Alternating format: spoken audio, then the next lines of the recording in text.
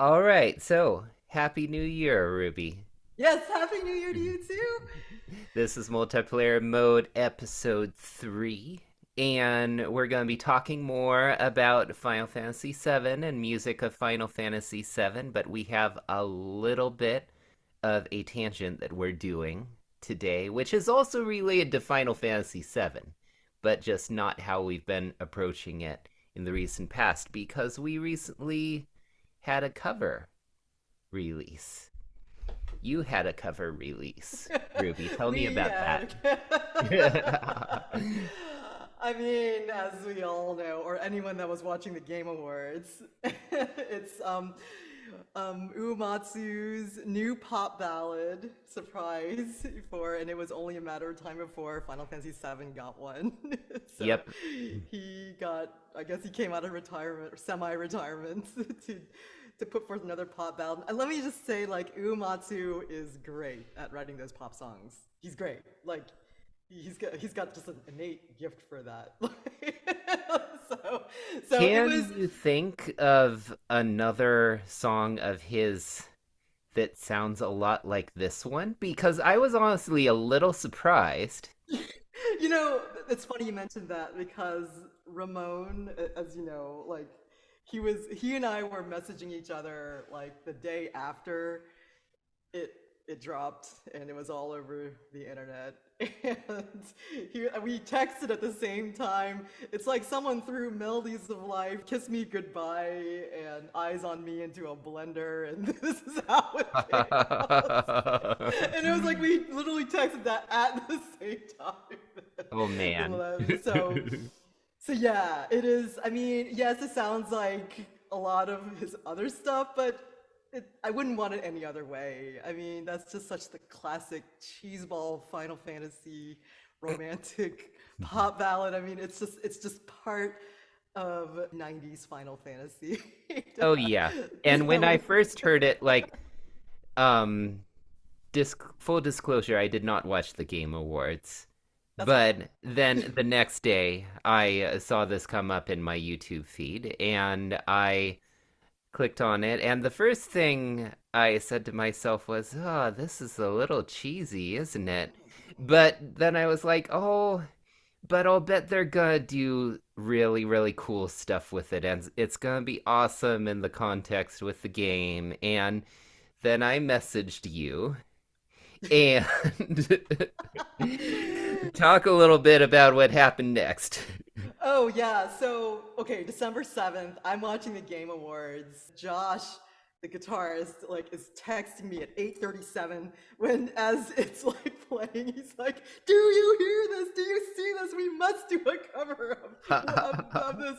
And he's like, "FF7 fans eating tonight."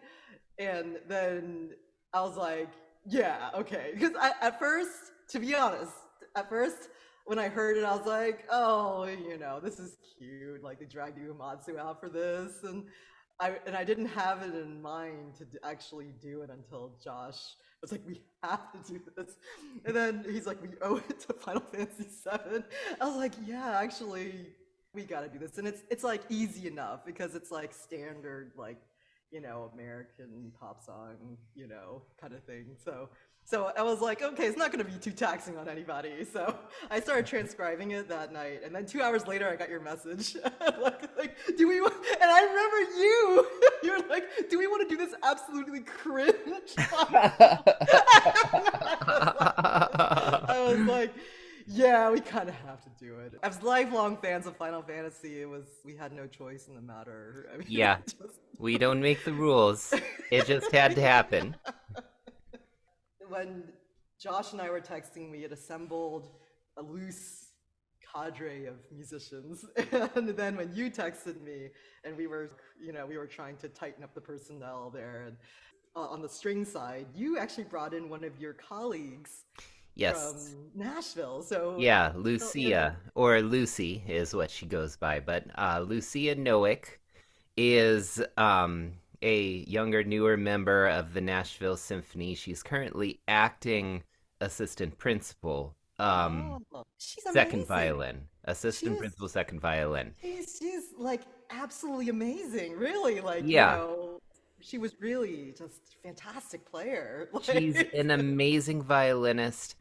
I don't remember specifically how it came up in conversation with her and me. Maybe I was wearing one of my Final Fantasy t-shirts at work and she was like, "Oh, Final Fantasy." oh, I And love that. so we discovered that we were both gamers, and I think the original Final Fantasy VII is one of her very favorite games. Don't you love it finding Final Fantasy fans out in the wild like that, just Yes, randomly? It's the best thing ever. it's so true. So that was why I kind of had her in mind, like if there was a cover Yeah. sometime. And something that I like to do sometimes is bring in musicians who the YouTube community does not know well. And Absolutely. Yeah. Lucia, she also plays in the session orchestra that does a lot of scoring here. So she has been on a lot of big, both game projects and TV movie projects. But you probably would never, watching those things, you would never know her name unless you went to the end credits and there happened to be a list of musicians. She's just one of a number of names listed there. And I love to sort of bring people from the session world into the YouTube craziness scene. And Yeah, I that mean, there are so many great violinists in the YouTube community right now. Patty Rudisil is fantastic. Hannah is fantastic string player gamer. But this felt like a really cool thing to do, bringing in Lucia, who's a really big fan of yeah. the game and such a great player. And I just wanted for our community to start to get to know her a little bit. Hopefully, Oh, we'll be able to do some more stuff with her in the oh future. yeah. I mean, I would love to. And then I think what really clinched it for me was that she was a fan of the game, and that doesn't have to be a prerequisite, of course, because as you know, I have a really good friend locally, Ning, who I pulled in for things. But since she's not a gamer, I would always find myself apologizing, like, sorry, you're gonna play this nerdy thing, and it's kind of hard, but I don't have anybody else. Like, so I'm glad that we didn't have to. The only thing I was like, please apologize to her for the quality of these string parts, which I'm sure you'll have to clean up and it'll be fine. But I'm Your really glad string that parts were great, and they were in great shape by the end, too. I was really, really yes. happy with how they came out. So, I felt so much better that you were taking care of, that you cleaned them up, you put in bowings and articulations and slurs, which I'm like, I can't deal with this. You have to just do this. So yeah. I would love to do more with her, and like I said, I'm I'm glad I don't have to apologize or justify why we're bringing her in for this. So because she's a fan too. So definitely, if we Yeah. have another Final Fantasy VII cover, we will have. If she's okay with it, I would love to have her again. She was just fantastic, really, and then she just looked really good on video. so, Well, so as a classical musician, it's a tendency to just be a little bit closed off when you perform. right, I mean, it's right. work 100%. It, And so every once in a while, a conductor will even come in with a symphony in a special project and be like, can you guys move a little bit more, emote a little bit more? Lucy and I did a couple of video takes, and the second one, I told her, can you think a little bit more Taylor Davis, Tina Guo, the way you approach this? And she was totally down with it, and yeah, she looked great, sounded yeah, she. fantastic. Oh yeah, So, yeah. I mean, I admire people that can look like really good like look really exciting when they play, because I don't look exciting when I play. I have like resting bitch face, and I'm just like, because if I think about it, if I become self-aware in the moment, I lose focus in what I'm doing, and unless it's something really easy, or if I and that's why, like, and for these kind of collabs where there's a click track, then when I can record the audio and the video separately, then I can think, when the audio is like done and then I have to record video, then I can think about looking kind of into it for the video. But if it's like my own solo stuff, I just can't be bothered to, I was like, okay, it's one and done, and what you guys see is what you guys get. I'm sorry. Yeah. And like, I envy people like Kara, who can just look so cute and smiley while she plays, and it's so pleasant to watch, pleasant to listen to. It's just a really nice experience all around. I Uh-huh. can't deliver that package.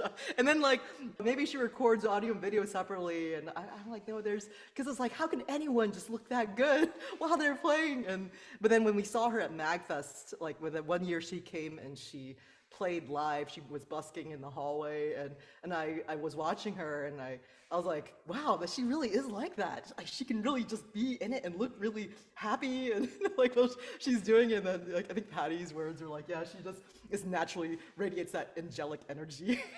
And Well, I'm jealous.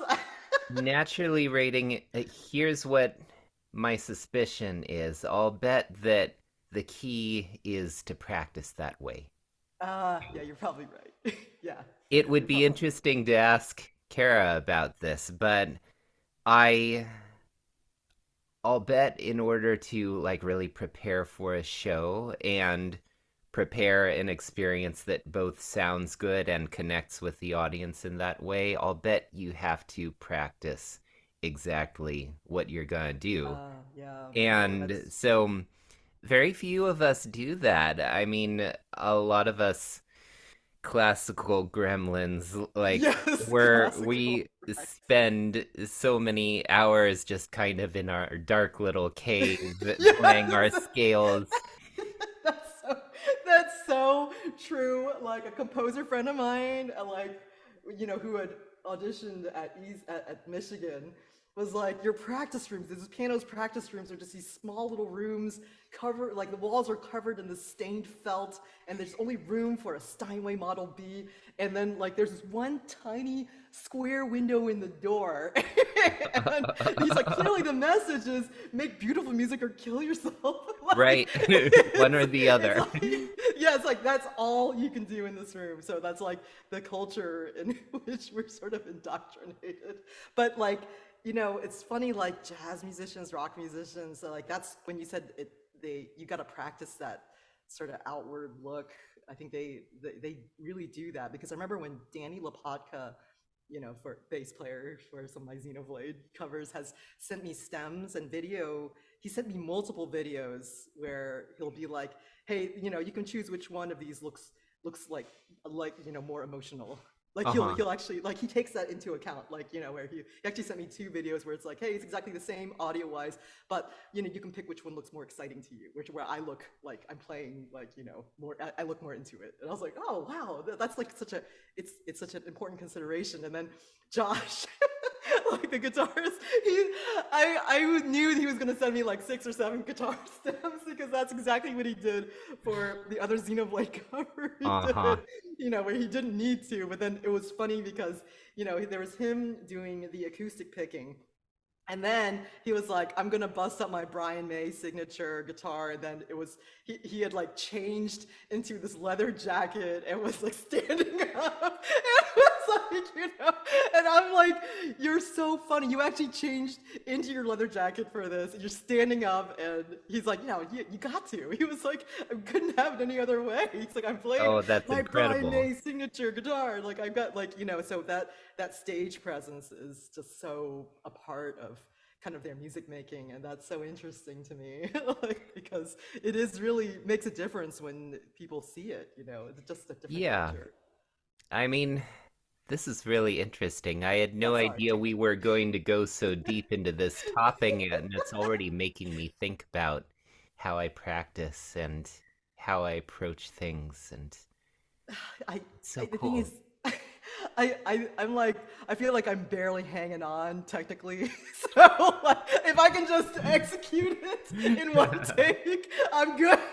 Like, Uh-huh. sorry, it doesn't look good, guys. Sorry, I don't look like into it, but let me assure you, I was given 200% in order to pull this off. All right, so we have a few Okay, more sorry. people to talk about. We Yes. have Will, who you brought in Oh, on yeah. viola. Okay. How did you get to know Will? Okay, well, he actually got to know us. Like he had commented a lot on my videos, and I'm like, oh, who is this absolutely sweet person? And then I checked it out because when you got like if in your profile picture you're playing some kind of instrument or you've got it in your name somewhere, I will check you out. I will creep on you and see what you're all about. So because his YouTube handle was Will I Make Music or something, it Right. just seemed like a funny Yes. kind of pun. So I checked out his stuff and I was like, oh my gosh, he's a violist.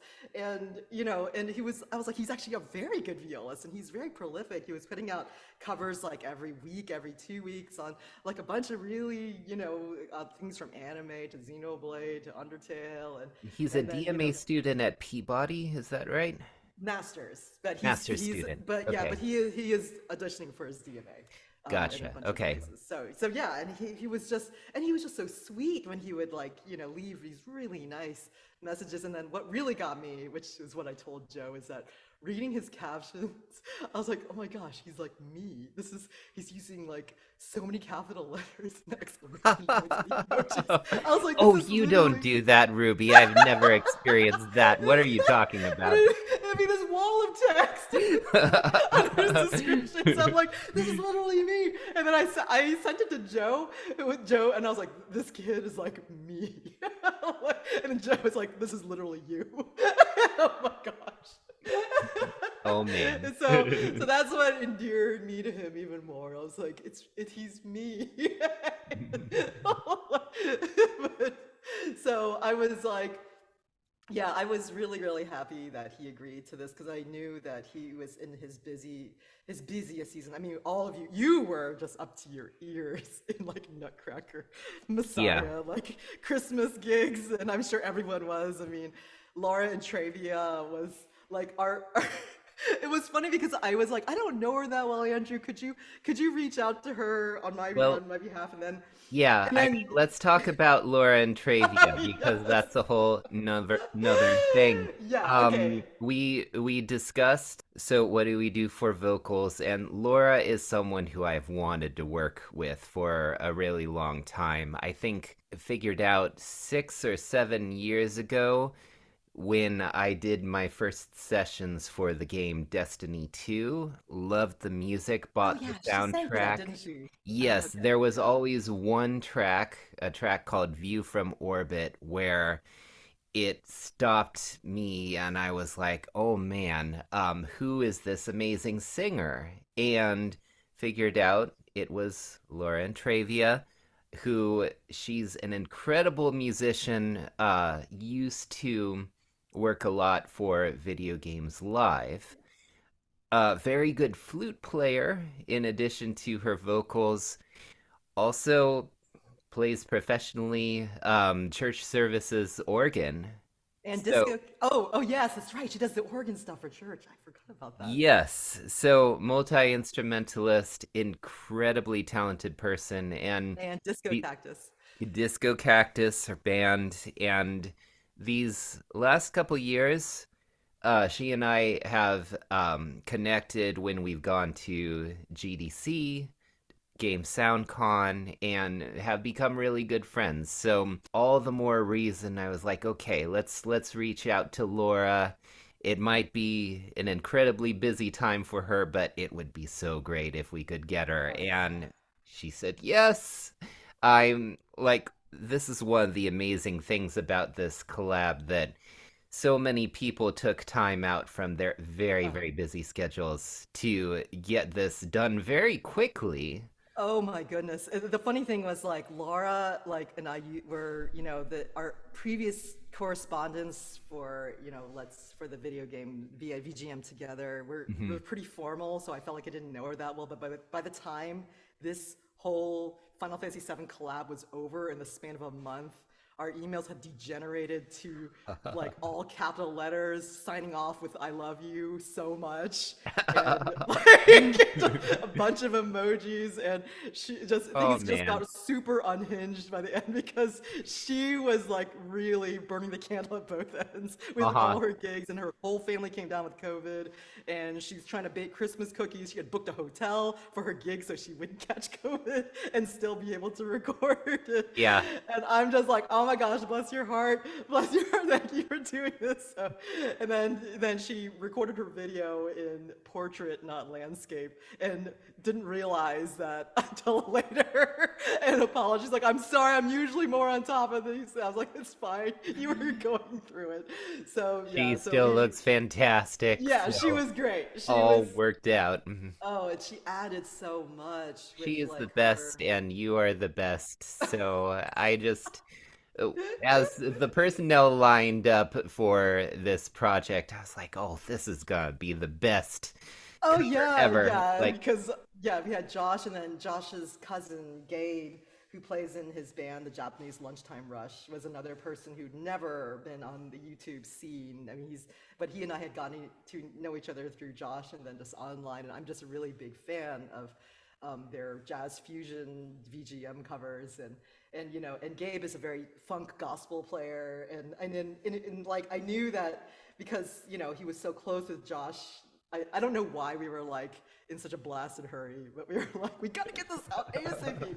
And maybe just the hype, had to jump on the hype train, algorithm, yeah, I don't know. But I knew that Gabe could get it done very quickly because Josh was like, I got the time for it. We don't have any. But he was in the middle, like he and Josh were both like gigs, holiday parties, work parties, like just crazy every single day. And so Gabe only had like an hour like to record his stems, and he was in between a full-time job and then two gigs that night. Later he was like, I'm sorry, like the BGM world will know me as tank top guy because he was literally on the couch like in between, like post work, pre-gig, like in a tank top, just and so but it was all good, it's all good, so people really went out of their way to push this out in record time despite just crazy schedules. So yeah. poor And then thanks so much to James oh Hoffman my for gosh. the mix and master. I mean, originally Oh. I was gonna try to tackle the mix, and then things just got so busy, and I was like, I don't Yeah. know. I don't really trust myself to do this justice. Um, I mean, I I have do trust worked. you, Andrew, but just Well, saying. thank you. I mean, I have worked with projects with like 30 or 40 tracks in the past, but it had been a while, and I was in the middle of also evaluating like 80 video auditions at the time that had been sent to me on top of everything else. So It was like I messaged you when I was on California time, and it was like 2 a.m. and you responded, and I you're like, was "Oh, like, so you're up at what are 7." you doing still I'm on up? West Coast time. What are you doing? What am I doing still up? You're like, I'm through number 25 in this audition. Yeah, I was like, oh my gosh. it's the thing that So I yeah. do every year. It always happens to me, and like every year, I'm like, oh, I guess I'm saying yes again. I'm I doing all get this it. craziness. It's so But I think funny. if I had really committed to doing the mixing on No Promises to Keep, it, I probably just would not have slept. I'm Like, that was and me. James is such an amazing engineer, and I would have been there like, wait, how do I do side chain compression again? And like, Yeah, no, I it I was didn't need yeah. that, so I am so so Mhm. happy with his Me work and how too. it turned out. And he's just been so willing and eager to help whenever I just have questions about my own mixing and like so it was just nice to just pay him to do something that we were like, this is beyond what we can do. I think it was just the first time we had a full band. I mean, there were drums, like Rahul had like 12 stems. Oh Oh yeah, we yeah, need to talk about Rahul. absolutely. We need to talk about Last but not Rahul. least, by any means. Oh man. So Rahul Vanamali is just an amazing percussionist. Like he can literally do it all. I mean, he's not only is he classically trained, he plays in a prog rock band. He can do the prog thing, the metal thing. So he's not only just technically proficient, but he's got the improvisation down. And he's just so willing to work with. He's so eager to like make friends with the community and Just work with one of the people. nicest human Oh yeah, beings in the just entire world. really, really. And then like he's just so easy to work with and delivers like he's so dependable. And I think the first time I worked with him, like it was for More Ardain from Xenoblade 2, Right. and I had tried writing out a drums like notation for him, and I mean I was like, oh gosh, and then I sent it to him. He's like, okay, you know what? It's fine. I'll do it myself. I'm like, I'm sorry. I'm sorry. I don't know what I'm doing. And so so he's just been like, it's fine. I'll do. I figured it myself. And when we told him, I was like, we kind of want this. Usually, I like to be like, oh, just get it done, whatever. But I'm like, actually, we kind of want this as soon as possible, if at your earliest convenience. And he had it for me the next day, like less than 24 hours. It's like, here it is. Uh-huh. like the best. Oh So, man. oh yeah, he's So just awesome.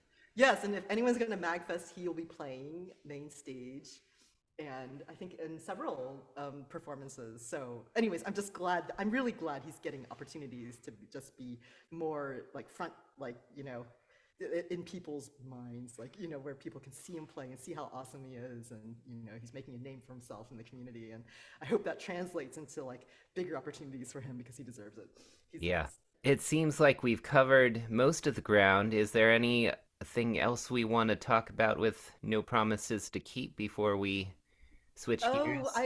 I was thinking in terms of like, well, it's fun to guess like what the context will be. If I had a guess just from the clips that we were shown in the Game Awards, it's probably going to be when you're on the Gold Saucer date and you have to act in that play, that hilarious play with the Dragon King. like, Right. and so I think it just based on like the different costumes. So it might be in that context, or it could be like Cloud's fever dream when he falls into the live stream at Medill because you see like Jesse and one of the backup dancers. So like people that are supposed to be dead, maybe dead. Like I'm not sure.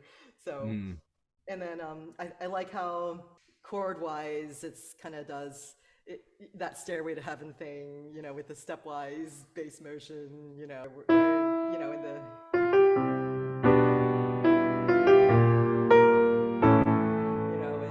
and like Yeah, that walk down, half step walk down. yes, so it does that like it's a kind of a classic sort of pop progression, and and I love how the ending is like this transformation of Eris's theme is really nice too. At the very very end, after all that A flat B flat stuff, it's kind of this kind of Eris's theme gets kind of slotted in there, and Yeah. that's so pretty. That to me is the prettiest part of that. So You know, yeah. one of the reasons that I was really happy we did this was that once we really started arranging and figuring out all the parts, it gave me a new appreciation for the piece that I didn't necessarily get on the first listen. As we worked on it more and more, I was like, wow, this is actually pretty cool, everything he does. Um, Yeah, actually, when I was doing up the lead sheet for Josh and Gabe and Laura, like, and then I had to like do the chord changes, I was like, these chords are actually pretty complex. Like, there's a lot mhm. of like these augmented, like, a lot of inversions, a lot of like, I mean, it is simple to play, but just harmonically, it's sophisticated, Definitely. more than Yeah. I gave it credit for. Mhm. So yes, go Umatsu. Yay. Okay, so that's all I wanted to really say about this. We'll see. I'm excited to see what context it will be, in which it will be played. So, we'll see in like what, 7 weeks, 6 weeks? It's coming up. Yeah. Really, really soon. It's gonna be a Yeah. good year for Final Fantasy. All right. Okay, so Mako Reactor. Well, so I've been thinking a lot with this one about differences between the original and the remake. And is it fair to say that this one, the remake version of this one, it's been a bit controversial? Oh, Have you yes. gotten that sense? Oh, Okay. yeah, definitely. Definitely. Hmm. Like when the demo dropped for Remake, this was people really honed in on how this one was redone and reorchestrated, and it devolved, not devolved, but it sort of turned into this synthesized versus orchestrated, real instruments debate all over again. Yeah. And so, Now, yeah. so let me see if I can get this to work. I'm headed over to my DAW. And the original, tell me if you can hear this. Yeah, go ahead. Does that come through over Yep. there? Yep. Yeah, so that is something rather like what we get in the lead line of the original.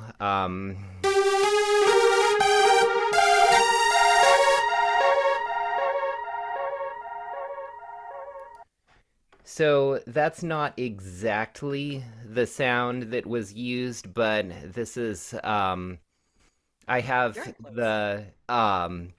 the Reason software, which gives me access to a lot of different libraries and very interesting synths, and this is just one that was part of its Europa shape shifting polysonic synth package that I thought Oh, was interesting. pretty close. It was a very clear, bright saw wave kind of sound. Yes. And so a saw wave, it's something, uh, I'm not a synth expert, but it's a sound that tends to be much brighter because if you were to look at the waveforms, they're treated in a way that makes them kind of jagged Hmm. and adds harmonic distortion of various kinds. So we have that as the lead line, and in the remake version, we have strings.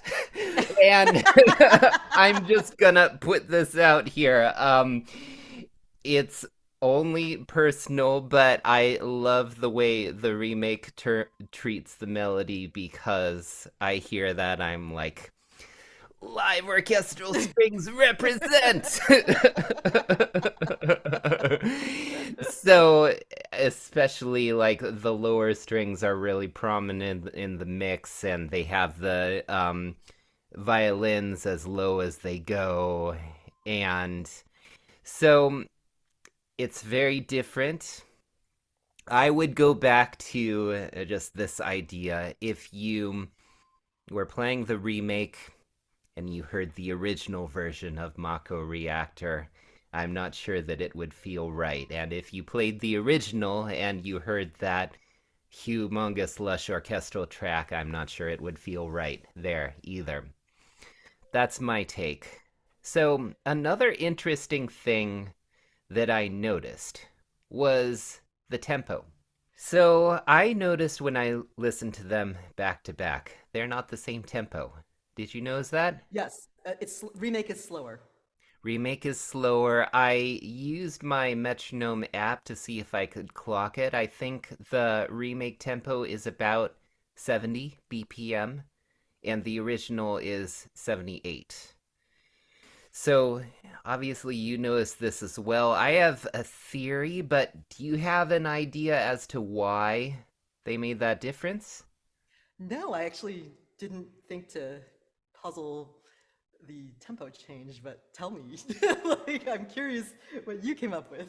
Well, my theory is that the remake version of Mako Reactor it transforms a bit on the loop. Like when it loops back, you add some different rhythmic elements. So let's see if I can get my piano working. Um, Right, right. So Yeah, when that it gets comes added in. back, Yeah. yeah, it adds rhythmic energy. And also, there is a battle track which Yes. uses those elements too. My thinking is that they needed to slow the tempo down a little bit to make those more rhythmic elements not sound frantic. Yeah, no, that's probably the reason, the main reason. Yeah, for sure. It like inner string ostinato. It kind of reminds me of the Born Identity, like where it's just and yeah, no, it would have been like, I think they to keep that the same feel, to preserve the feel of the original, like which was not very rushed, and and the battle edit of Mako Reactor is very cool, and the yeah, so I totally agree. Okay. Now the second, the what I guess I'll call the B section, where you have, or let's see,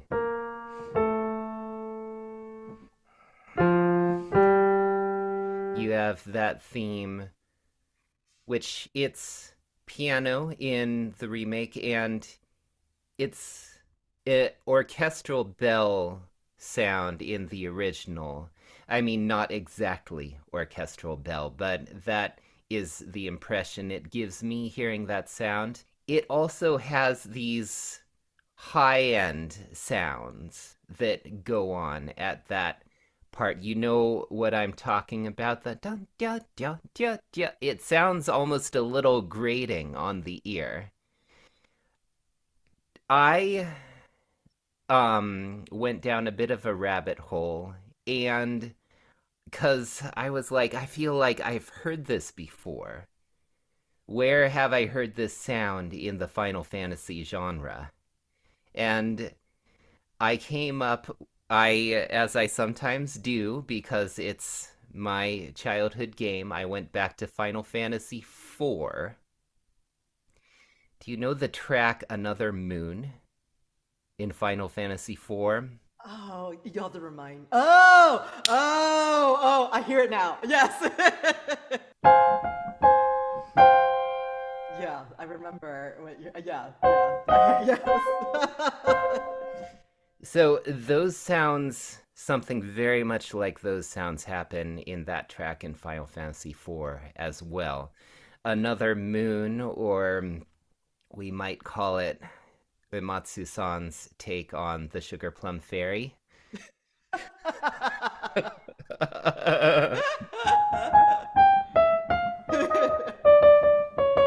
Sorry for everyone to throw that Now we image can in never there. unhear it.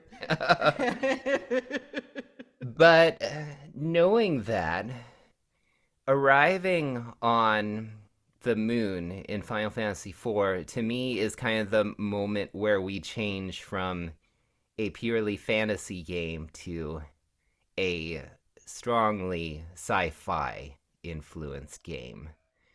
And so I wonder if that sound has a certain meaning for Uematsu-san, bringing us more into the sci-fi genre than the fantasy genre. What Oh, do you that's a think? really cool connection. Yeah, yeah. I think that you definitely got something there. He probably was like, "Hey, this worked for for Final Fantasy IV, and it's the same kind of vibe. Like, let's use this again."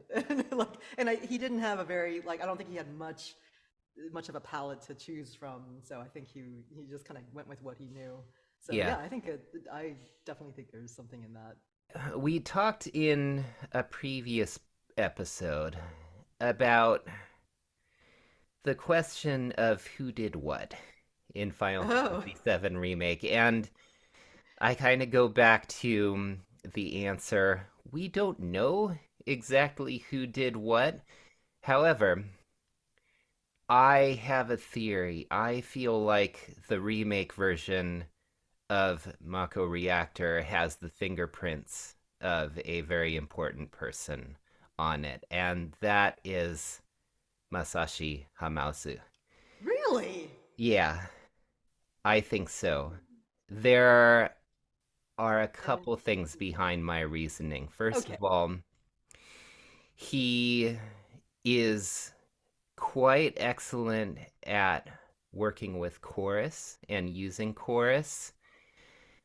He even, I don't know if we mentioned this in a previous episode, his original involvement in the Final Fantasy VII genre was as a member of the chorus in One Winged Angel in Yes. the original. So I feel like we have that.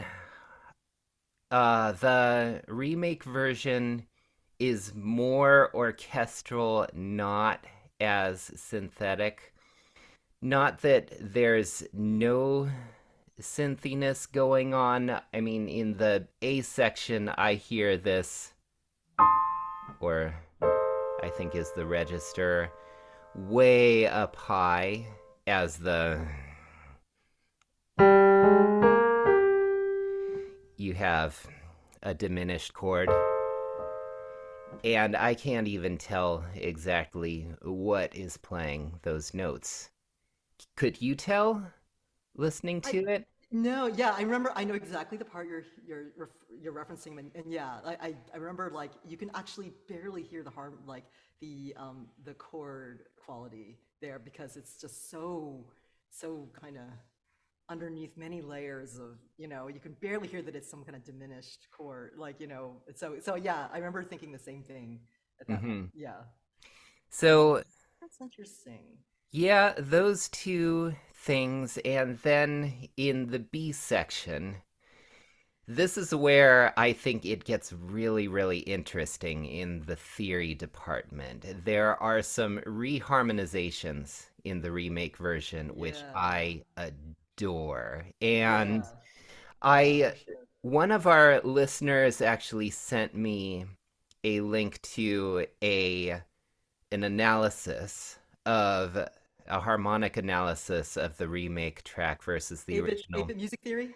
Yeah, Yeah, and he does really I good work. watched it once and then I was like, okay, now I'm going to take some time. I'm going to forget about this because I wanted then to listen to it somewhat unbiased, but what I get um Yeah, it's this part that goes, yes. this part is very cool. Where it's like a D flat augmented to a C minor instead of just the straight like G minor. Yeah. That's the original. So Yeah, yeah, that now part of that reharmonization is very cool. the other reharmonization comes right after that.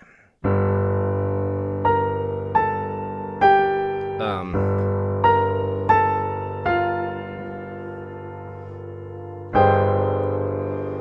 So, and I think this may be what I hear is slightly different than what I think I remember that video said, because what I hear as the resolution is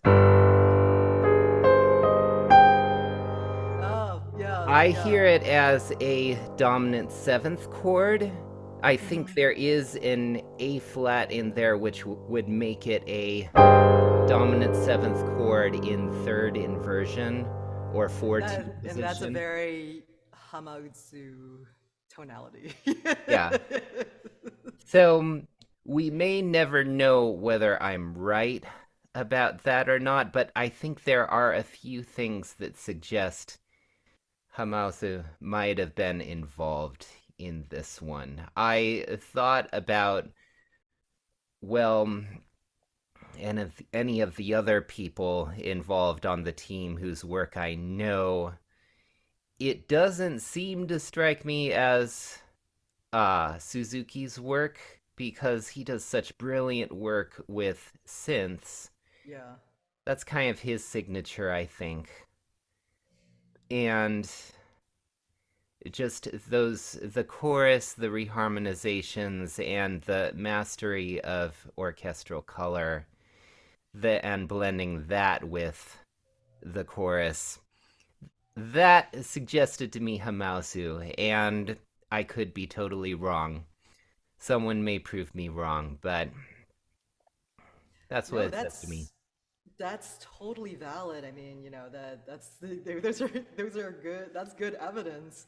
The only reason where it didn't strike me that he was or maybe maybe he was only minimally involved, or like it's only because just very recently I was looking at his involvement in the Chrono Cross piano collections projects across the worlds, which was released by YO Records as a Kickstarter.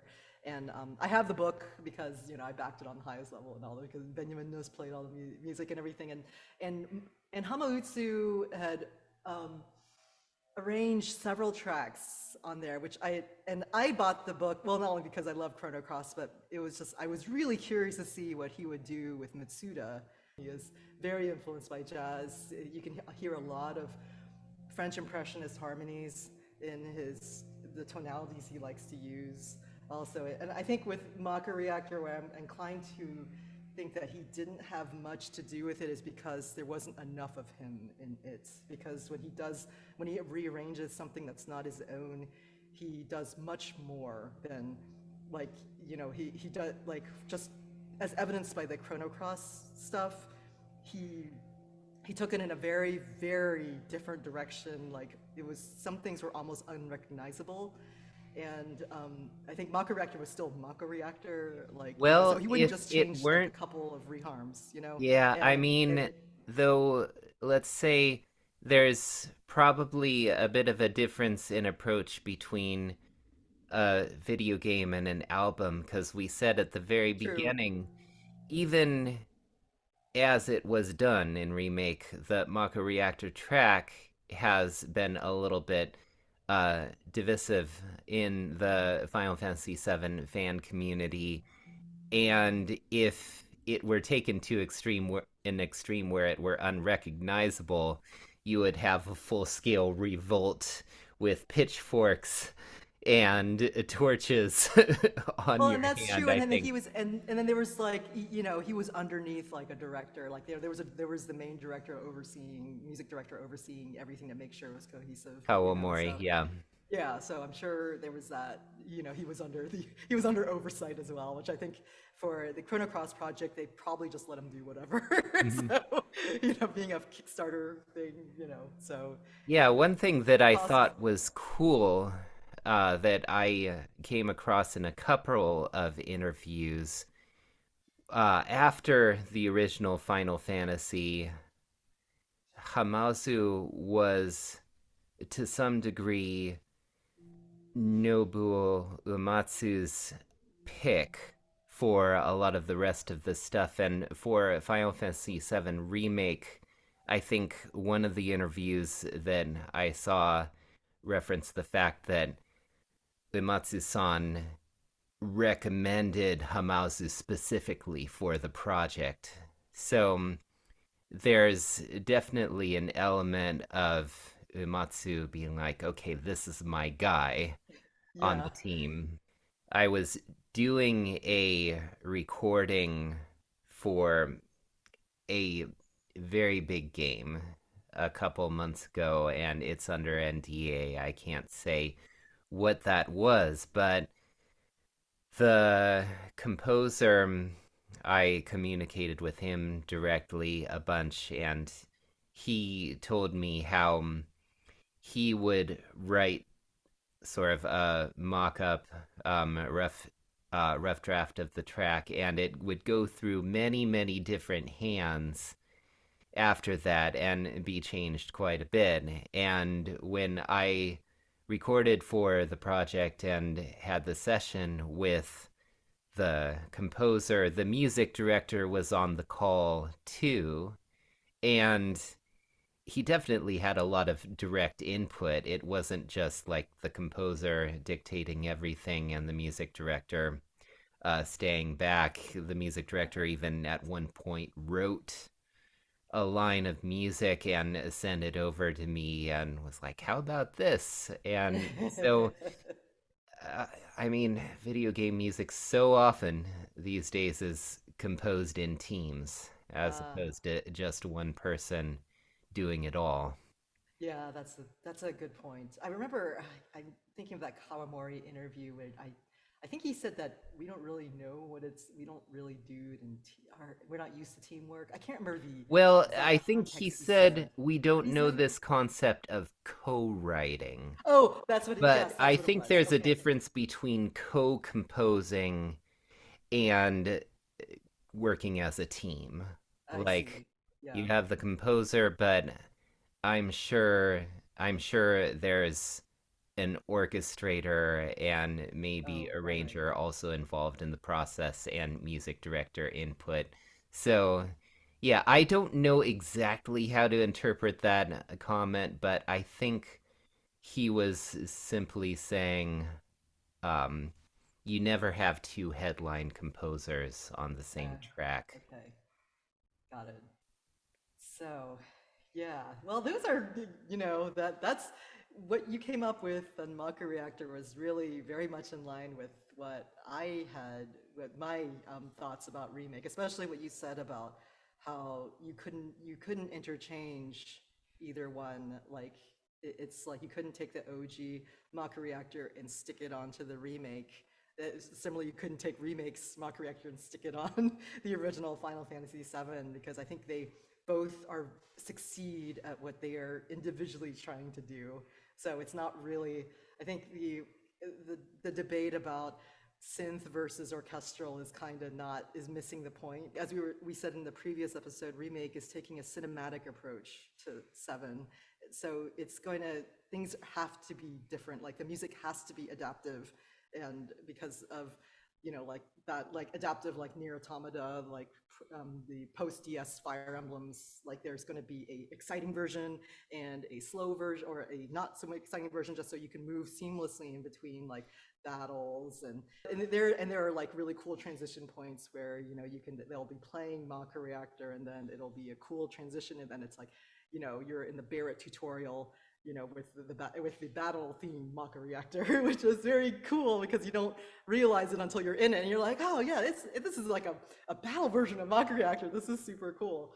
And Mhm. for me, the OG Final Fantasy VII, as you probably would have guessed, will always be the definitive Mako Reactor for me, as you guessed. But I totally agree that what the remake version is great and it fits in that context is extremely successful in what it is doing in remake and you couldn't switch them both, so it's not like one is better than the other, like it's just they're both really good at what they're doing. I think though I think the in remake that Mako reactor plays more of a referential role. Like, it's like because it's played when you first hear it, it's like during this sort of meanwhile segment while Heidegger and President Shinra are watching the squad break into the reactor on the security cameras, and that's when you hear that melody.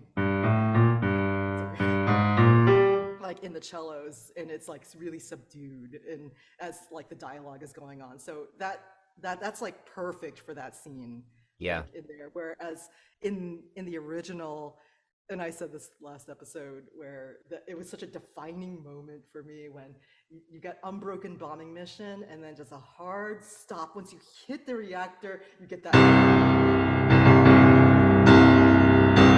then that whirring sound, like, and then it is so that to me was like, I think one commenter on Reddit, it was like, the orchestra version and remake is really pretty and all, but it's like that the original Mako Reactor, seeing it in the game, you're like a kid on the floor, wide-eyed, staring at the TV, like what is gonna happen next? Because it's so foreboding, and it's like you're like in a different. It's like, okay, things have gotten real now.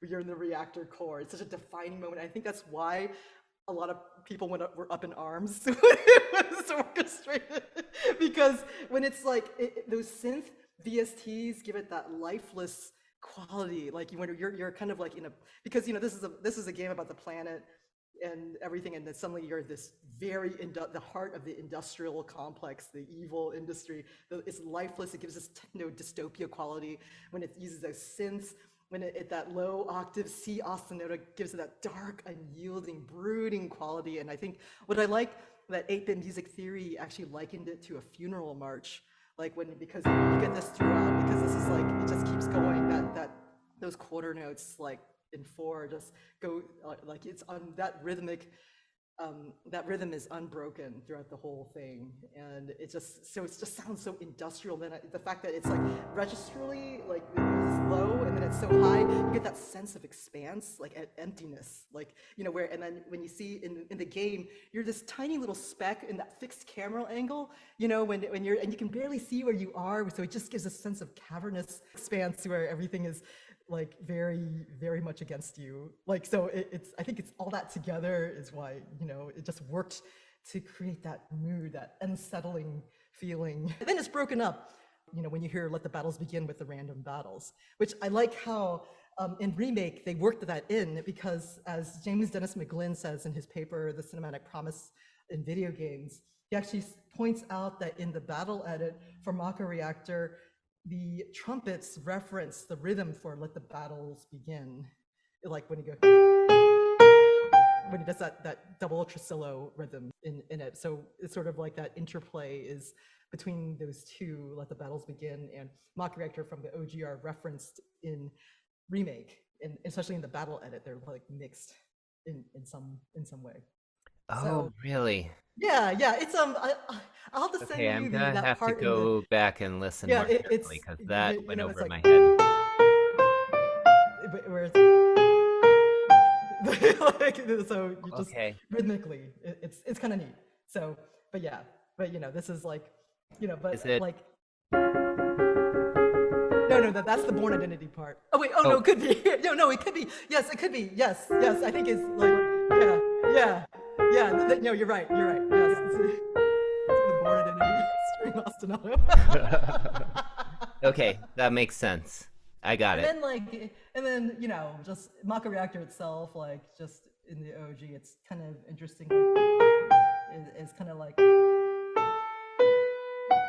it's sort of like dystopian version of the main theme. Oh, okay. Because where it goes this and then and then the second half when it goes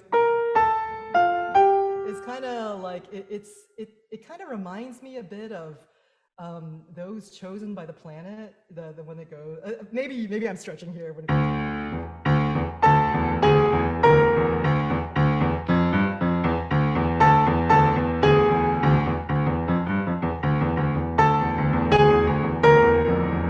it could maybe as a stretch. It just they both have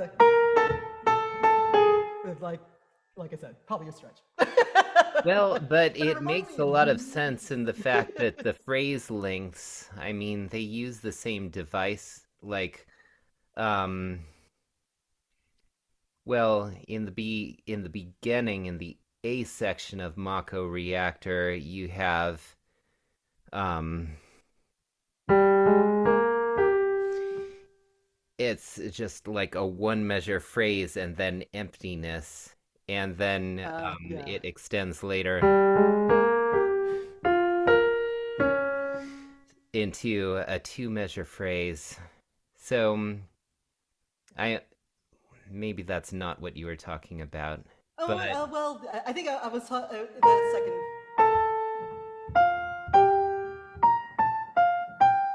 yeah, okay. The G minor section. Okay.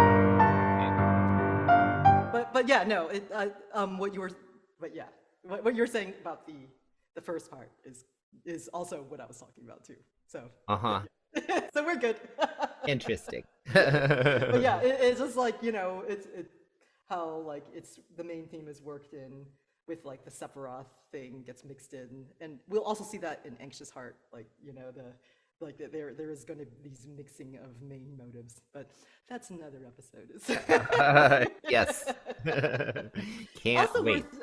also worth mentioning is the Ever Crisis version of Mako Reactor, and it is very much like as you would imagine a straight up, almost carbon copy version of the original, but just very juiced up, and it's just fancier, updated VSTs, and they fill it in with some of that Born Identity like ostinato figures, and which is kind of, so it's kind of like this nice middle ground between, like it kind of hits between the two. So it's just worth mentioning, like, even though Ever Crisis is basically like just a reimagining of the original and it plays like the original, and then but it does fade in from Bombing Mission rather than that abrupt halt that the original had, where it's like much. I wish it was an abrupt halt, because there's nothing like that moment when it just stops.